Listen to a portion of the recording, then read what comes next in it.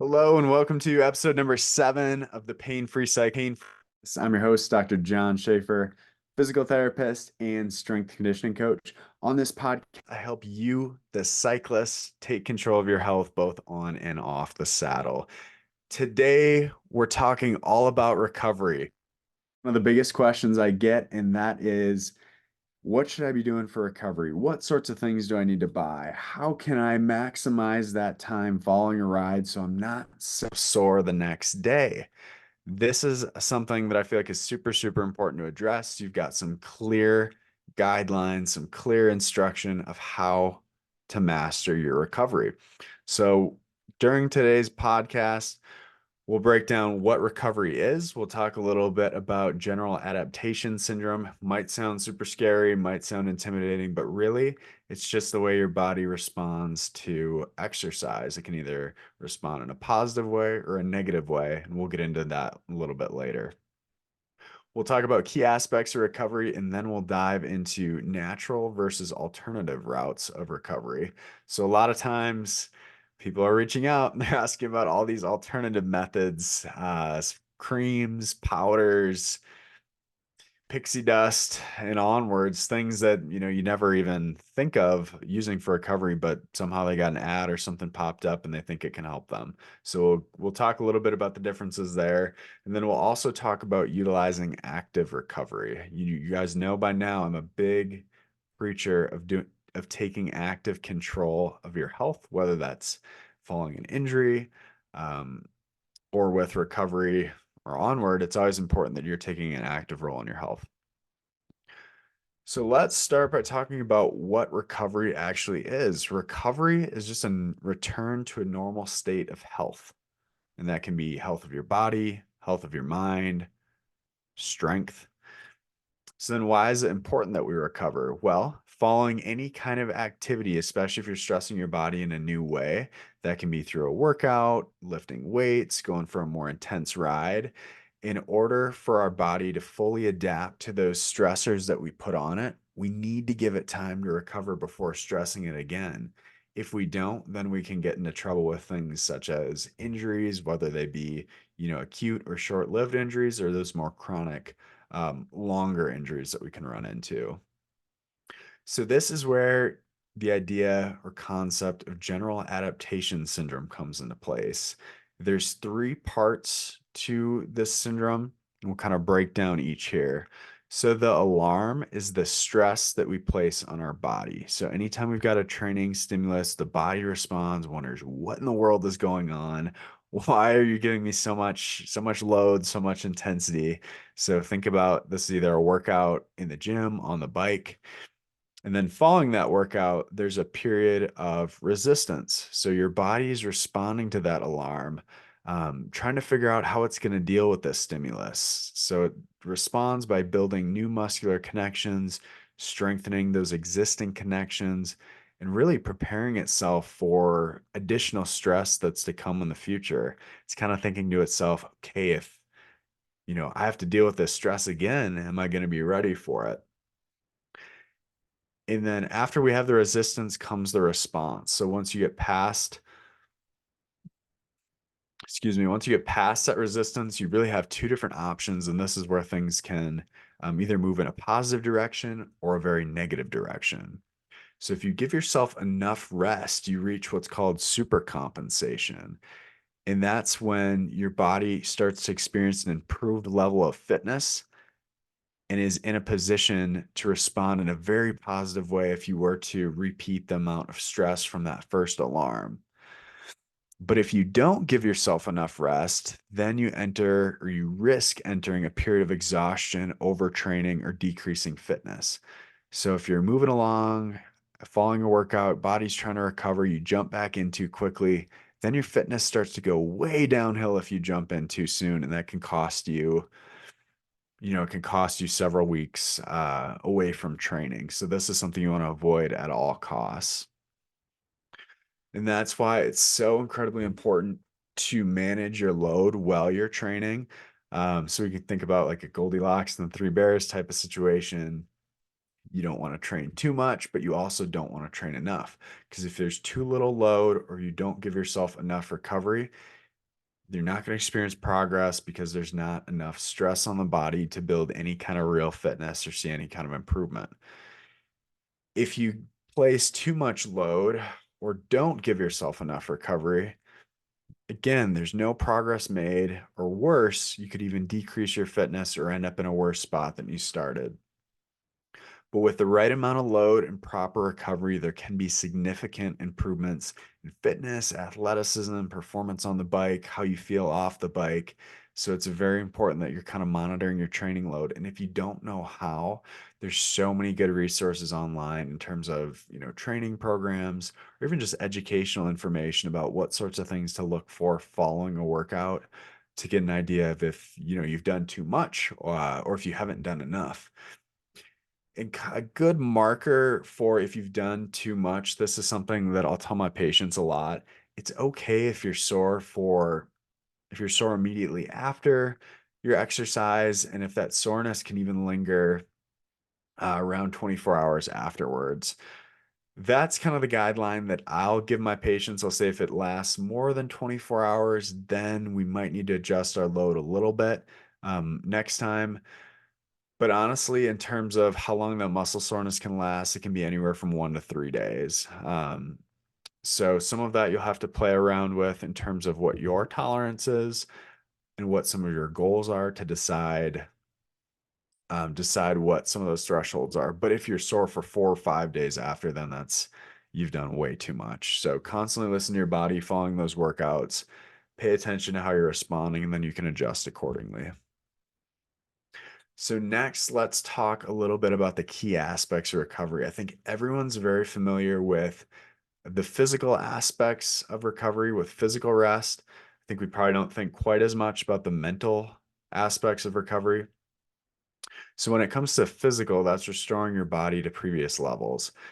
So we can think about physical rest on a spectrum. Um, After a long ride, after a race, it's okay to fully rest. You don't need to feel guilty about taking a little bit of time off, especially if you've stressed your body in a big way. You've been training for this event for God knows how long leading up to it.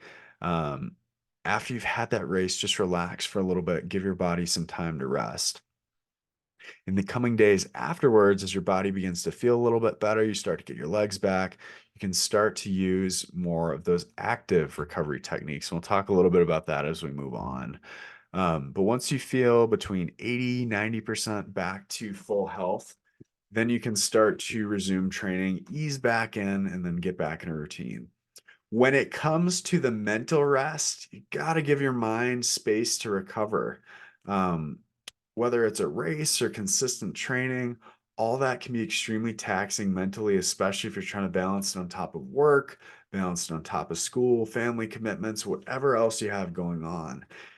It's extremely challenging to give yourself those breaks and understand what the balance is between, pushing yourself extremely hard, as well as giving yourself time to rest. So be firm with yourself in terms of what your training expectations are. Don't just skip workouts to skip them.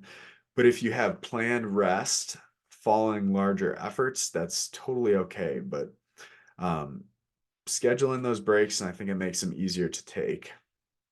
Some specific benefits of mental rest: reduce stress and anxiety, improve mood, decrease blood pressure, chronic pain relief, improved immune health, stronger cardiovascular system. All these things are coming from just giving your brain a little bit of a break. So don't underestimate the mental side of things as well. Let's talk next about the different types of recovery. Now that we know why it's important, let's dive into how to actually go about recovering in these ways. So there's natural methods and alternative methods. So natural methods are things that everyone has access to. We have a lot of control over when and how we use these methods, and they're proven to be effective. You have these at your fingertips. There's no excuse not to be maximizing these aspects. And those are sleep, nutrition, and hydration.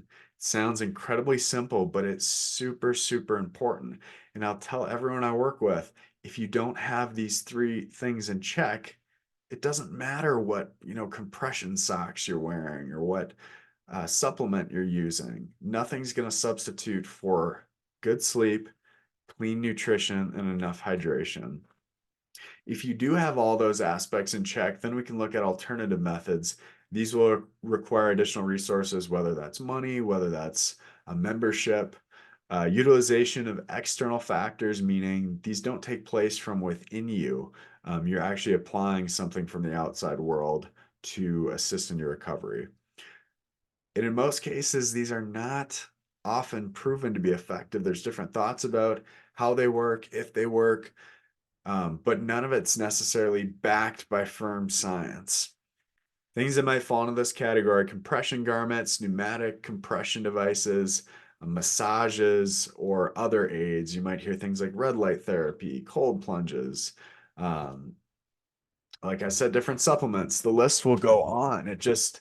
There's always going to be different methods that you're going to see pop up as a quick fix to accelerate your recovery. And it's important to note that for the most part, they don't really exist. If there was, there's just not very quick fixes.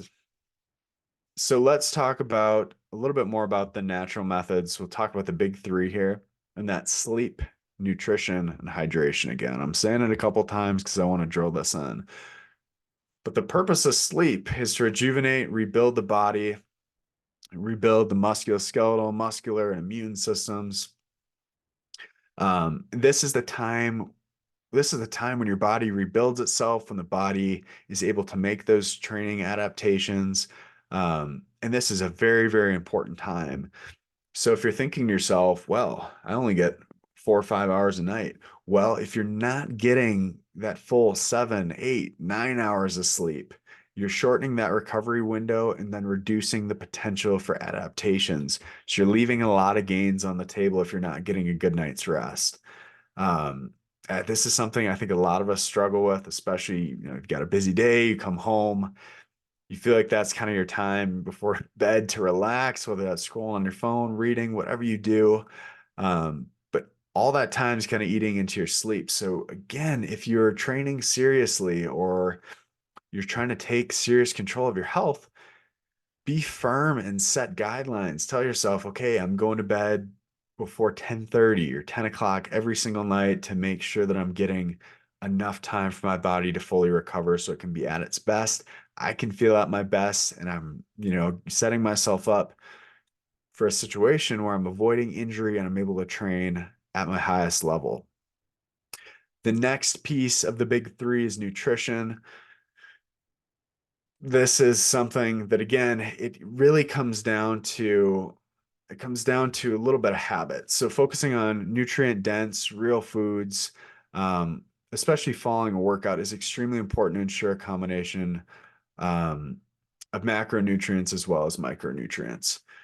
So with this, I mean, you don't have to hold yourself to the highest standard when it comes to nutrition, but make good choices. So I know for me, something that helped out a ton was just trying to cook more. So on Sundays, I do a little bit of cooking for the week.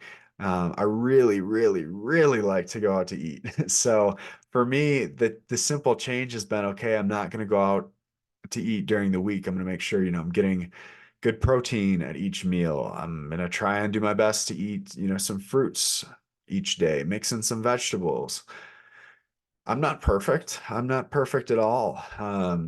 But I think as long as you're paying some attention to what you're eating, you're setting yourself up for success. So as long as it's kind of in the back of your mind, okay, between these two options, I know which one's healthier. I'm going to go with that. You're setting yourself up for success. And if you're maybe competing at a higher level or have an event coming up, I would definitely recommend consulting with a nutritionist, even if it's just a one-time consult. That can be very helpful in giving you additional things to think about. Lastly, hydration. If you don't replace water lost to sweat during a hard workout, you're making it even harder on your body to fully recover. So make sure that during your workouts, you're drinking enough, after you're drinking enough. I know some people, it's very popular right now to supplement with electrolytes, but just get ahead of it. I think if you can start each day drinking a couple glasses of water, that'll kind of set yourself up for success. Keep a water bottle with you, things like that, all can be very helpful, and then just sip throughout the day. So an interesting piece when it comes to hydration, there was a study done on elite athletes who drank only to satisfy their thirst over several days, showed that they successfully replaced lost fluids and maintained body weight. So simply paying attention if you're thirsty or not and drinking when you're thirsty is oftentimes enough. But paying attention to that thirst sensation, let that be your guide. So you don't need to take elaborate measures or calculations to figure out how much you need to drink. If you're thirsty, you should drink. But as you age, our thirst sensation decreases. So paying attention to specific amounts of fluid, how much you're drinking, can be more beneficial once you start to get just a little bit older. Next, we're going to talk about alternative methods to recovery. So something very common that we'll see is compression garments. Basically, that's just tight-fitting elastic apparel. You can see these in stockings, calf sleeves, thigh socks. You'll even see full body suits. These are thought to do things like promote blood flow and prevent clots. There's lots of research that's being done on compression garments. There aren't necessarily clear answers. So if there's any benefit, it's likely pretty small. Building on the theme of compression, there's actually electric devices known as pneumatic compression devices. They're similar to the compression garments, but they're a little bit more powerful. These are a little bit more pricey typically. You might see them at health clubs. There might be a placebo effect involved, meaning we think that there's a higher effect than there is, and that in turn leads to a higher effect, but they're often paired with other methods of recovery as well. And then lastly, massage may provide some benefit, but depending on the type of massage, the skill of the masseuse, just things to consider that these are, again, are things that you can add on top of what you're already doing, but focus on the big three. So big takeaway here, optimize the things you can control. You can control how much sleep you're getting. You can control how much you're drinking. And you can control the food you're putting in your body. So as long as you're putting in good nutrients and giving yourself enough time to rest, you're going to be in a very, very good spot to succeed when it comes to recovery. And then if that's still not enough, if you're still feeling like you need a little bit more, then you can start to explore some of the more alternative methods to see if they can provide that additional benefit. Let's talk next about active recovery.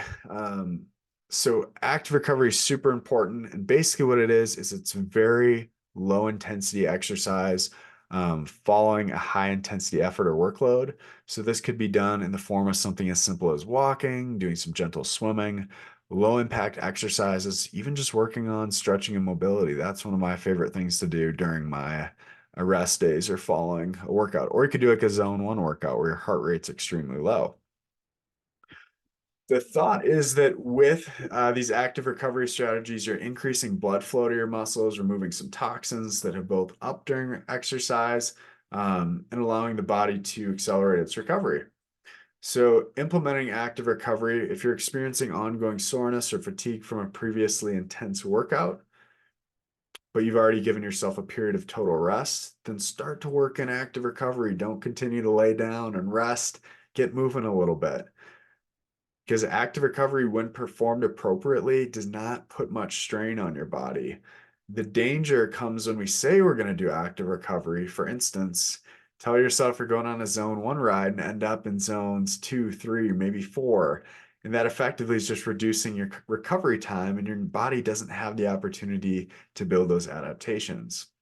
So if you use workouts for your active recovery, you need to be disciplined and strategic. You need to say, this is what I'm going to do. It might not seem like it's stressful to my body compared to what I'm used to, but that's okay because it's built in active recovery and it's going to help you in the long run.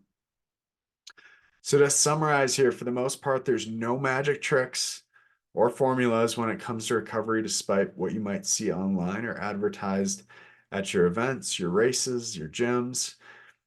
Because at the end of the day, nothing is going to beat adequate sleep, hydration, and rock solid nutrition. If you have good control over each of those pieces, you can begin to explore other options. But prioritizing recovery can really be the X factor that elevates good athletes into great ones. And everyday athletes are those who are riding for enjoyment, riding for leisure, not at a competitive level, can prevent injuries and make sure you're able to enjoy the sport for a long period of time. Thanks so much for listening to the podcast. If you enjoyed this episode or got some value out of it, share it with a fellow cyclist. I'd love to see this podcast spread and help as many people as we can. If you want more cycling content, you can follow me on Instagram at johnschaefer.dpt. That's JOHNSCHAEFER.dpt. And if you're interested in working one-on-one with me, I'd be happy to set up a free assessment. My website's painfreecycling.com. You fill out a short form and then you'll have access to my calendar. Hopefully you got some good tips from this episode. Have a great rest of your week and we'll see you on the next one.